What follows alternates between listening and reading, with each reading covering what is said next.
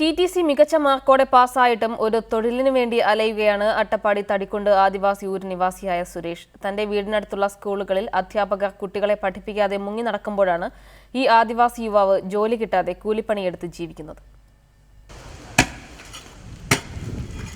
Thiruvananthapuram Pattom Thanu Pillai memorial കോളേജിൽ നിന്നും 70% മാർക്കോടെ TTC വിജയിച്ച തടിക്കുണ്ട് ഊരിലെ സുരേഷിന് തന്റെ ഊരിന് സമീപത്തെ സ്കൂളുകളിൽ അധ്യാപകനായി ജോലി ചെയ്യണമെന്നായിരുന്നു ആഗ്രഹം.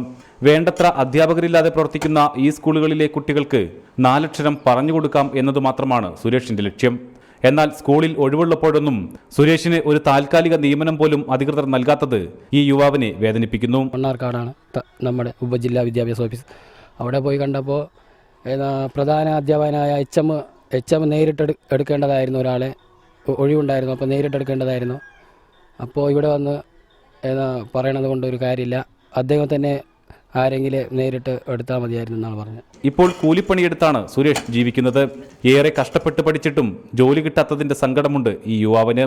കുടുംബം നമ്മൾ മുന്നോട്ട് കൊണ്ടുപോകാനുള്ള ഒരു കഴിവ് കാണുമെന്ന് പറഞ്ഞിട്ടാണ് നമ്മൾ ഈ പഠിക്കാൻ കൂടുതൽ താല്പര്യവും അങ്ങനത്തുള്ള കാര്യങ്ങൾ കൂടുതൽ ഇത് കൊടുക്കണം. എന്നിട്ടും ഇങ്ങനെ തൊഴിൽ മാത്രമാകുമ്പോൾ ഒരുപാട് വേദനയുണ്ട്.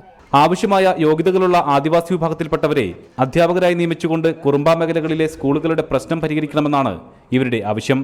ഒരു ജോലി കിട്ടേണ്ടത് സുരേഷിന്റെ മാത്രം ആവശ്യമല്ല, ഇവിടെ പഠിച്ചുകൊണ്ടിരിക്കുന്ന കുട്ടികൾക്ക് അതൊരു പ്രചോദനം കൂടിയാകും.